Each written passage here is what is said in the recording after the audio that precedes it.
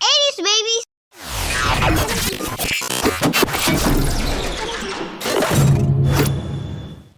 Okay, today we're gonna be working in Adobe After Effects and we're gonna be working on keyframing. So I imagine you already know how to make a composition. I made a composition. So what I'm gonna do is, first off, I'm gonna hit this drop down on my footage and it shows me transform properties. Now, say I wanna make this footage disappear. I'm gonna hit this little clock right here at the very beginning of my footage, and that means it's at 100% opacity. If I go down to 5 seconds, I want it to be 0. I'm gonna drop it down to 0 and maybe another keyframe in 5 seconds, and it's gonna make my footage disappear. Cool, right?